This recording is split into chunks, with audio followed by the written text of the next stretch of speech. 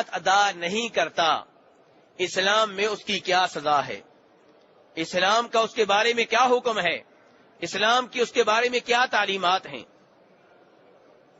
میرے بھائیو، علماء کرام کا اس بات پہ اتفاق ہے، علماء کرام کا اس بات پہ اجماع ہے کہ جو زکوٰۃ کے وجوب کا منکر ہے، جو زکوٰۃ کی فرضیت کو نہیں مانتا، وہ کافر ہے، کیونکہ وہ کتاب و سنت کا منکر ہے۔ اس مسئلے پہ علماء کرام کا اتفاق ہے کہ جو زکوٰۃ کو واجب نہیں مانتا، جو کہتا ہے زکوٰۃ واجب ہی نہیں، زکوٰۃ فرض ہی نہیں، دینا نہ دینا بات کی بات ہے، میں اسے فرض ہی نہیں مانتا، تو ایسا آدمی تمام علماء کرام کے نزدیک کافر ہے، دائرہ اسلام سے خارج ہے۔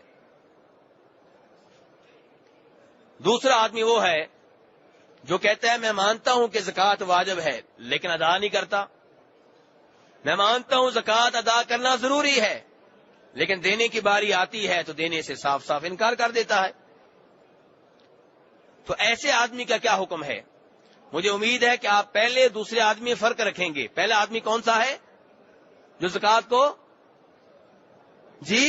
واجب مانتا ہی نہیں، کہتا ہے زکوٰۃ ادا کرنا ضروری ہے ہی نہیں، اور دوسرا وہ ہے جو کہتا ہے ٹھیک ہے مانتا ہوں واجب ہے فرض ہے لیکن دینے کی باری آتی نہیں دیتا۔ ایسے آدمی کا کیا حکم ہے؟ امام احمد بن حنبل رحمہ اللہ ایسے آدمی کو بھی کافر سمجھتے ہیں، کہتے ہیں یہ بھی ایسے ہی کافر ہے جیسے نماز کا تارک کافر ہے۔ کہتے ہیں کہ ایک آدمی نماز کو واجب مانتا ہے لیکن نماز نہیں پڑھتا، امام احمد بن حنبل کہتے ہیں جیسے وہ کافر ہے ایسے ہی وہ آدمی بھی کافر ہے جو زکوٰۃ کو واجب مانتا ہے، فرض مانتا ہے لیکن نہیں دیتا۔ دلیل کیا جی؟ کہتے ہیں اللہ تعالیٰ نے 10ویں پارے میں فرمایا سورہ توبہ میں فَإِن تَابُوا وَأَقَامُوا الصَّلَاةَ وَآتَوُا الزَّكَاةَ فَإِخْوَانُكُمْ فِي الدِّينِ، کہ یہ کافر اور مشرک اگر کفر و شرک سے توبہ کر لیں، نماز قائم کریں، زکوٰۃ ادا کریں، کتنے کام کریں؟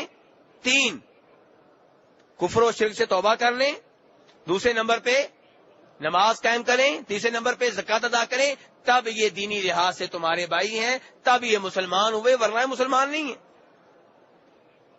یہ دلیل ہے امام احمد بن حنبل کی جو کہتے ہیں کہ جو آدمی زکوٰۃ ادا نہیں کرتا وہ مسلمان نہیں ہے۔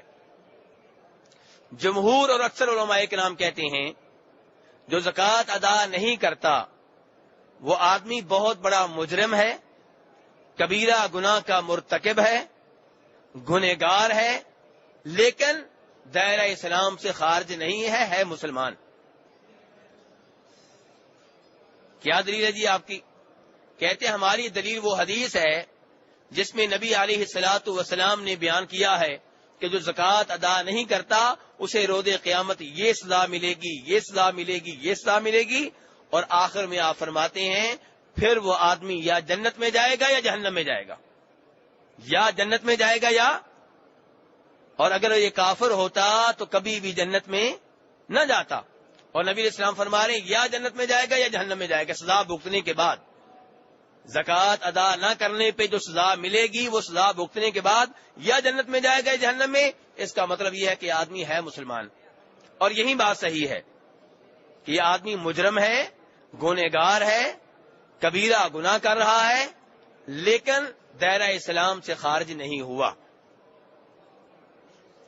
میرے بھائیو، اب یہ تو ہمیں معلوم ہو گیا کہ یہ آدمی ہے مسلمان، لیکن کیا اس کی کوئی سزا ہے؟ اسلام کا اس کے بارے میں کیا حکم ہے؟ تو میرے بھائیو، اس کے 2 حکم ہیں۔ ایک حکم کا تعلق دنیا سے ہے کہ دنیا میں اس سے کیا سلوک ہوگا، اور ایک اس کا حکم آخرت میں ہے کہ آخرت میں اس سے کیا سلوک ہوگا۔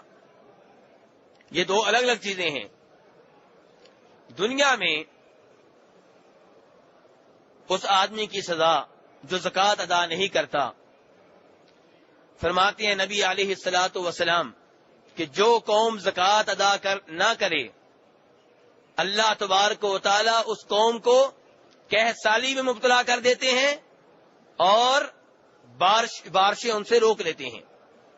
اس حدیث کو امام طبرانی نے اوسط میں، امام حاکم نے المستدرک میں روایت کیا، حدیث صحیح ہے۔ کہ جو بھی قوم زکوٰۃ ادا نہیں کرتی اللہ تبارک و تعالیٰ اس قوم کو قحط کا شکار کر دیتے ہیں، بھوکوں سے مرنے لگتے ہیں، فصلوں میں برکت نہیں ہوتی، اناج زمین صحیح طرح نہیں اگاتی، آٹا لینے کے لیے لینے لگ جاتی ہیں، ایک دکان پہ جاؤ نہیں ملتا، دوسری دکان پہ جاؤ بڑی مشکل سے ملے گا، تیسری دکان پہ پھر میسر نہیں ہے، ایک مہینے ملے گا دوسرے مہینے نہیں ملے گا، ایک دن بازار میں دستیاب ہوگا دوسرے دن دستیاب نہیں ہوگا۔ اللہ تبارک و تعالیٰ ایسی قوم کو قحط میں مبتلا کر دیتے ہیں۔ اور اب حکومت اس آدمی سے کیا سلوک کرے گی؟ یہ تو تھا اللہ تبارک و تعالیٰ کی طرف سے عذاب، اللہ تعالیٰ کی طرف سے آزمائش ان لوگوں کے اوپر جو زکوٰۃ ادا نہیں کرتے۔ لیکن حکومت کو کیا آرڈر ہے؟ حکومت ایسے آدمی سے کیا سلوک کرے؟ حکومت ایسے آدمی سے زبردستی زکوٰۃ لے گی۔ اس کے پاس جو مال ہے، اس کے پاس جو سونا چاندی ہے، اس کے پاس جو کرنسی ہے، اس سب کا حساب کتاب لگا کر حکومت زبردستی اس سے زکوٰۃ لے گی۔ اس کی کیا دلیل ہے؟ اس کی دلیل وہ حدیث ہے جو گزشتہ روز بھی بیان کر چکا ہوں، جس میں فرماتے ہیں نبی علیہ السلام امرت ان اقاتل الناس حتى يشهدوا ان لا اله الا الله وان محمد رسول الله ويقيموا الصلاة ويؤتوا الزكاة فاذا فعلوا ذلك عصموا مني دماءهم واموالهم الا بحق الاسلام وحسابهم على الله۔ کہ آپ فرماتے ہیں کہ مجھے آرڈر ملا ہے کہ میں لوگوں سے لڑوں، لوگوں سے جہاد کروں اس وقت تک جب تک کہ وہ توحید و رسالت کا اقرار نہ کر لیں، نماز نہ قائم کریں، زکوٰۃ ادا نہ کریں۔ جب زکوٰۃ ادا کریں تب ان کا مال محفوظ ہے، ان کی جان محفوظ ہے، ورنہ ہم ان کے جان و مال کی حفاظت کی گارنٹی نہیں دے سکتے۔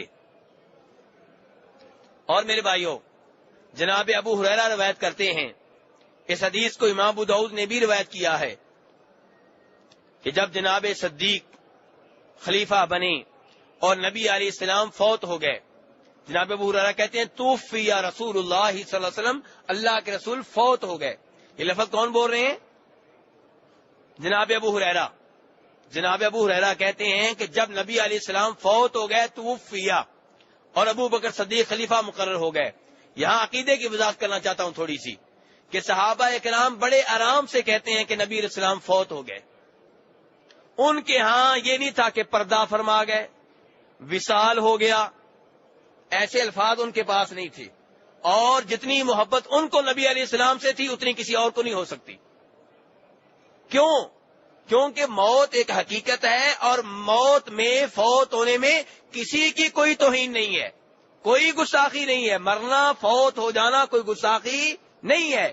اس امر کو آج کے لوگوں نے ایشو بنا لیا ہے کہ اگر یہ کہہ دیا کہ انبیاء کرام فوت ہو گئے تو گستاخی ہو جائے گی۔ صحابہ کرام کے ہاں ایسا کوئی ایشو نہیں تھا،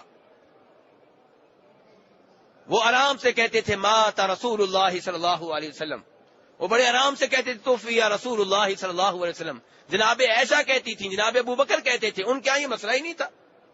اور آج کے لوگوں نے یہ مسئلہ بنا لیا کہ اگر کسی نے کہہ دیا فوت ہو گئے تو جناب اس کی خیر نہیں۔ اور میں اس کی وضاحت کیوں کر رہا ہوں؟ کیونکہ اگر یہ عقیدہ لوگوں میں جڑ پکڑ گیا تو اس کا مطلب یہ ہوگا کہ نعوذ باللہ وہ صحابہ کرام جو یہ لفظ استعمال کرتے رہے ان کے الفاظ شاید مناسب نہیں تھے، جبکہ حقیقت یہ ہے کہ ان کے الفاظ بالکل ٹھیک تھے۔ اور آج کے لوگ جس مسئلے کو، جس ایشو کو اٹھا رہے ہیں یہ غلط ہے اور صحابہ کرام کے عقیدے کے خلاف ہے، چار اماموں کے عقیدے کے خلاف ہے، شیخ عبد القادر جیلانی کے عقیدے کے خلاف ہے۔ حقائق کو تبدیل کیا جا رہا ہے اور نئے عقائد کو پرانے عقائد کی جگہ پہ ٹھونسنے کی ناکام کوشش کی جا رہی ہے۔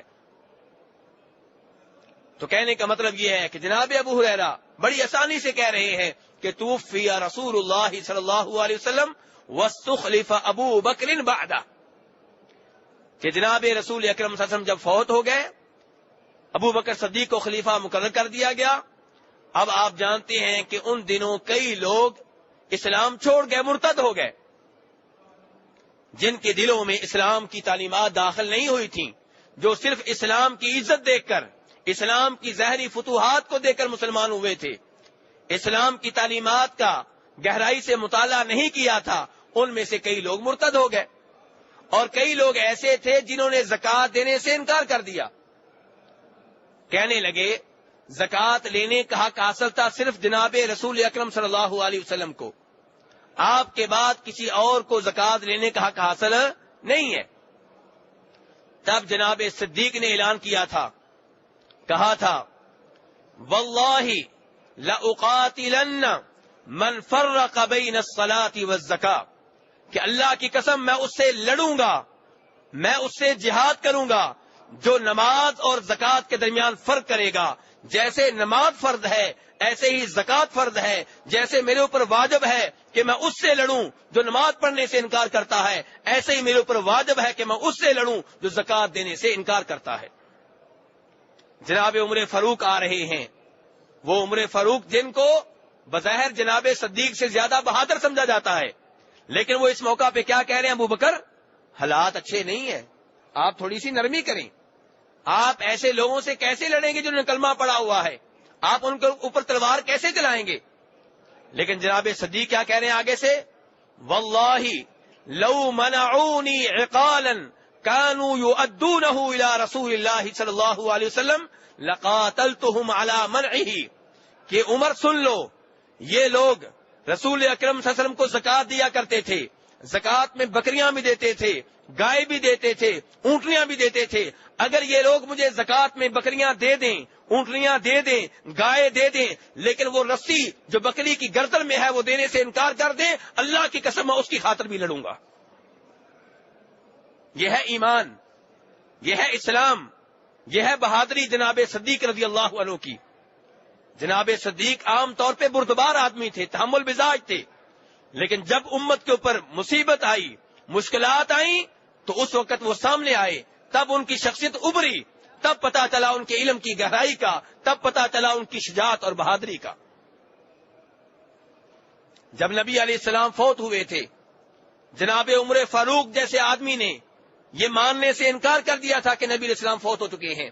اسی مسجد نبوی میں جہاں آپ بیٹھے ہوئے ہیں، انہوں نے تلوار اٹھائی ہوئی تھی، بخاری کی حدیث ہے، ننگی تلوار اٹھائی ہوئی ہے، اور کہہ رہے ہیں کہ جو یہ کہے گا کہ نبی علیہ السلام فوت ہو چکے ہیں، میں اس کی گردن اس کے جسم سے الگ کر دوں گا. نبی علیہ السلام فوت نہیں ہوئے، بلکہ آپ اللہ سے ملنے کے لیے گئے ہیں، جیسے موسیٰ علیہ السلام طور پہاڑ پہ اللہ سے ملنے کے لیے گئے تھے، اور آپ واپس آئیں گے اور ان منافقوں کو قتل کریں گے جو کہتے ہیں نبی علیہ السلام فوت ہو چکے ہیں.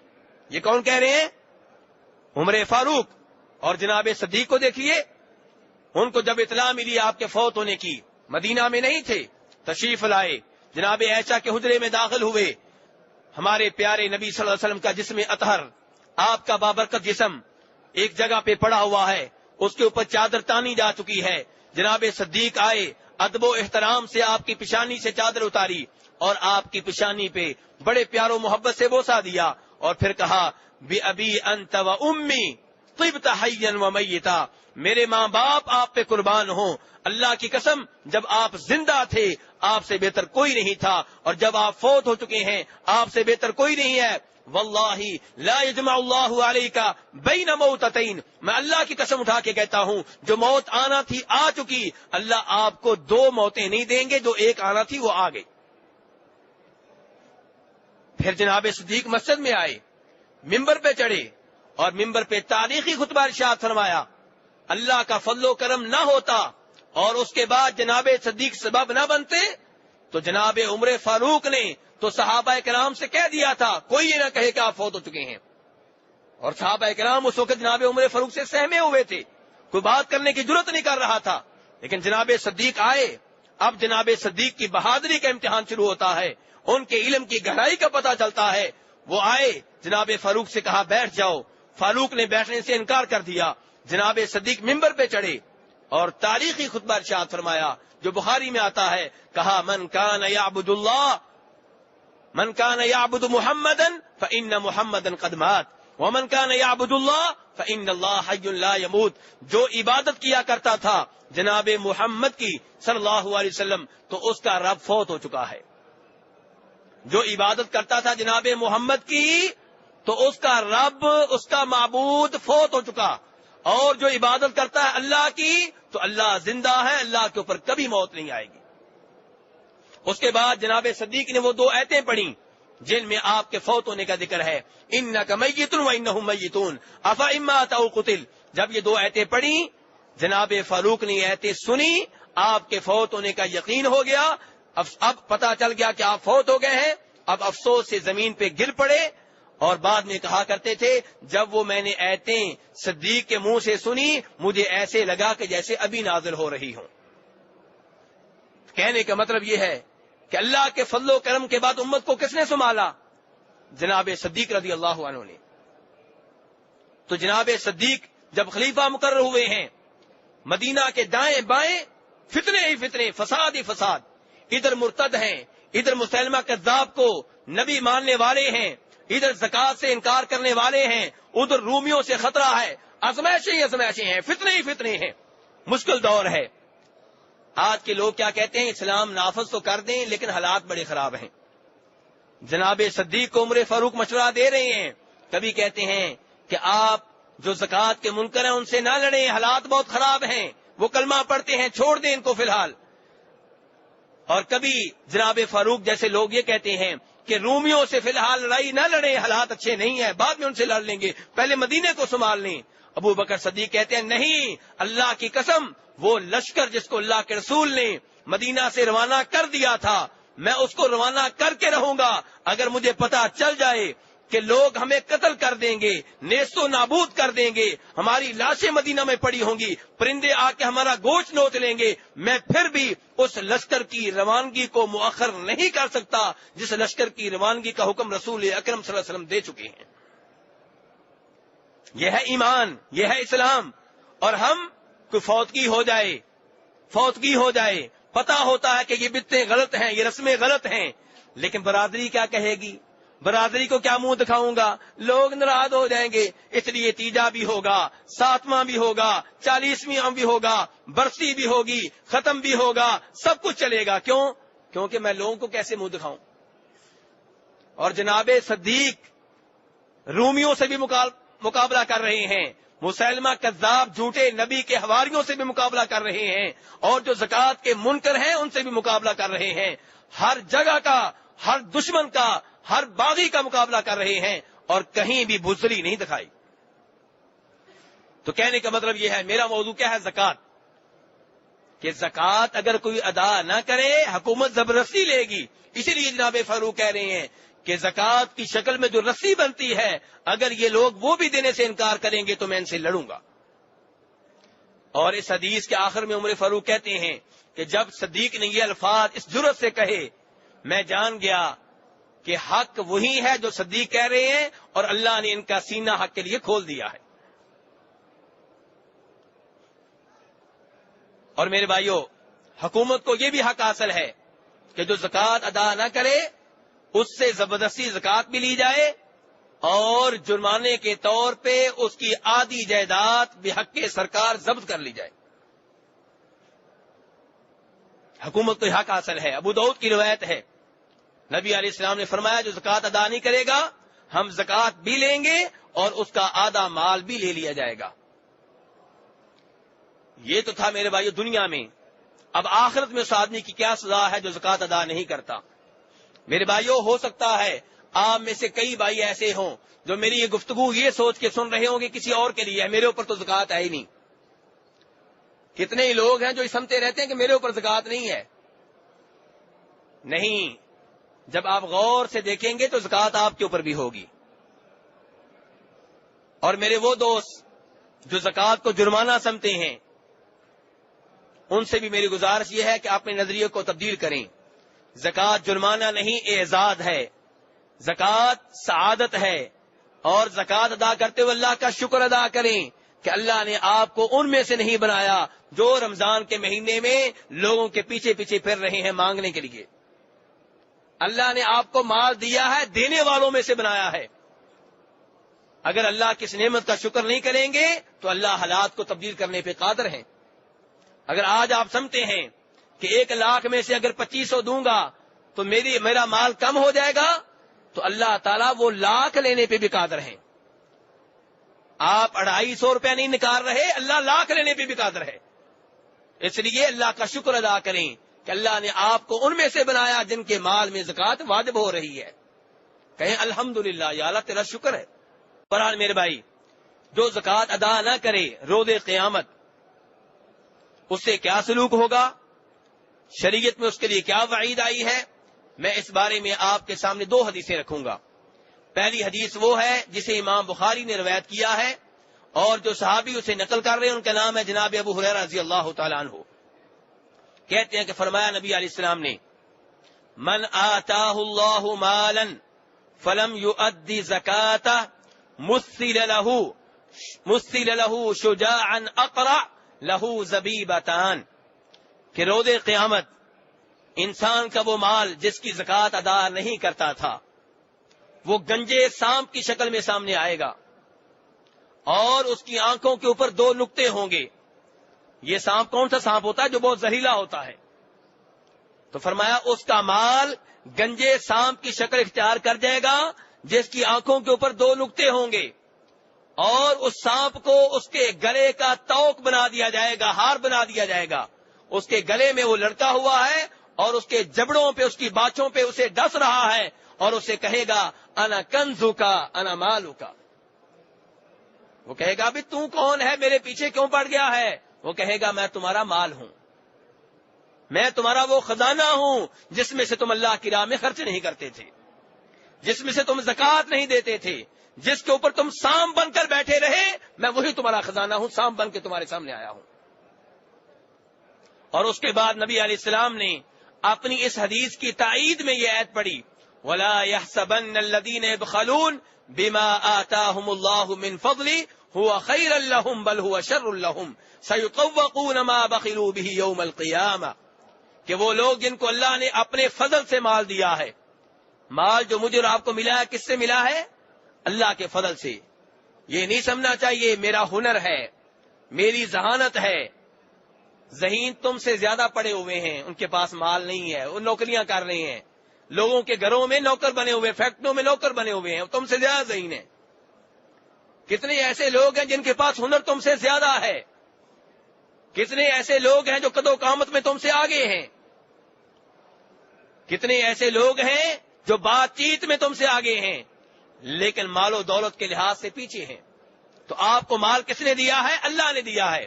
اللہ کہتے ہیں جن کو میں نے مال دیا اور وہ اس میں کنجوسی کر رہے ہیں، اس میں سے خرچ نہیں کرتے، وہ یہ نہ سمجھیں کہ یہ کنجوسی ان کے لیے بہتر ہے، بل ہوا شر لہم، بلکہ یہ کنجوسی ان کے لیے وبال جان بن جائے گی.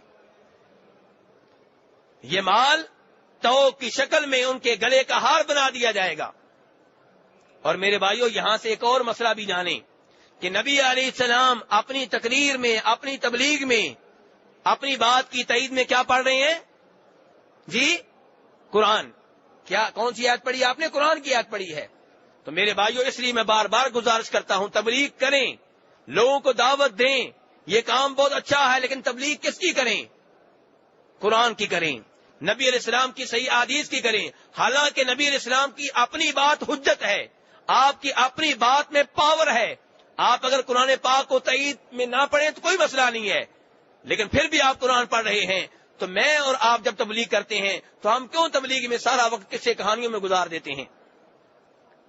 کبھی اس کا خواب، کبھی اس کی کہانی، کبھی اس کا کرشمہ، کبھی اس کی کرامت، سچی جھوٹی. یہ تبلیغ ہے؟ یہ لوگوں کو ہم کیا دینا چاہ رہے ہیں؟ اور اگر کوئی روایت بیان کرتے بھی ہیں تو من گڑت، یعنی کہ اگر کوئی حدیث بیان کرتے بھی ہیں تو وہ جو من گڑت ہوتی ہے، خود ساختہ ہوتی ہے، نبی علیہ السلام نے نہیں کہی ہوتی. تو میرے بھائیو، نبی علیہ السلام سے ہر چیز سیکھیں، زکوٰۃ کے مسائل بھی سیکھیں، زکوٰۃ کے احکام بھی سیکھیں، طریقہ تبلیغ بھی سیکھیں. تو بہرحال یہ ایک حدیث تھی جس سے پتا چلتا ہے کہ جو زکوٰۃ ادا نہ کرے اس کا روز قیامت انجام کیا ہوگا. دوسری حدیث، اسے بھی روایت کرنے والے جناب ابو ہریرہ ہیں، اور امام مسلم نے اسے اپنی حدیث کی کتاب میں جگہ دی ہے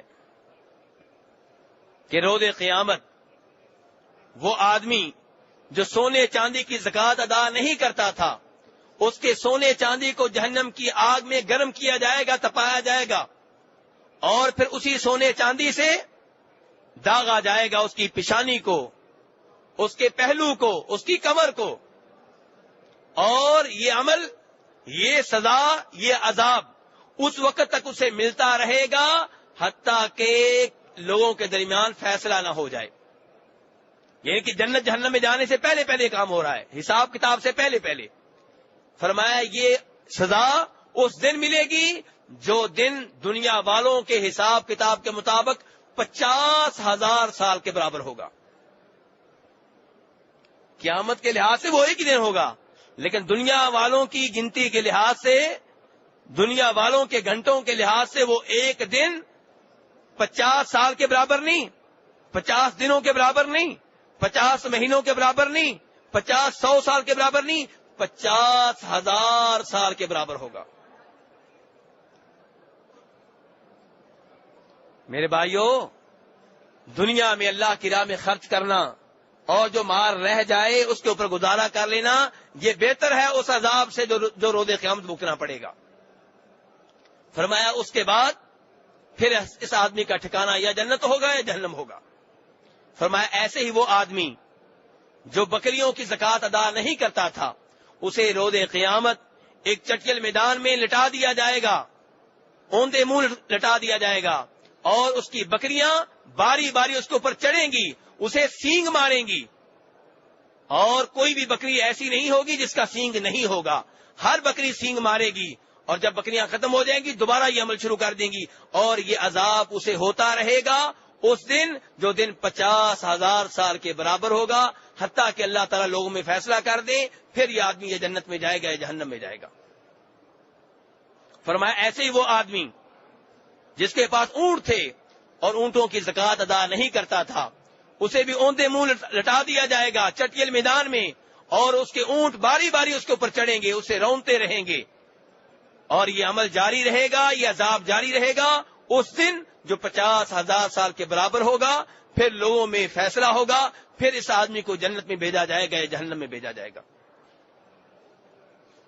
تو میرے بھائیوں، زکوٰۃ کے معاملے میں سستی نہ کریں، زکوٰۃ کے معاملے میں کسی قسم کی کوتاہی نہ برتیں. اپنے مال کا حساب کتاب رکھا کریں. کب آپ کے پاس زکوٰۃ کا مال جمع ہوا تھا اور کب سال پورا ہوا ہے، کتنی زکوٰۃ بنتی ہے، یہ سارا حساب کتاب رکھا کریں. جب آپ کسی سے پارٹنرشپ کرتے ہیں، کسی سے مل کر کاروبار کرتے ہیں، حساب کتاب رکھتے ہیں کہ نہیں رکھتے؟ جی، باریک بینی سے حساب کتاب ہوتا ہے. تو میرے بھائیوں، غریب کا حصہ، فقیر کا حصہ آپ کے مال میں ہے. کہیں ایسا نہ ہو کہ آپ انجانے میں کھا پی لیں اور روز قیامت عذاب بھگتنا پڑے. اس معاملے میں بہت احتیاط کی جائے.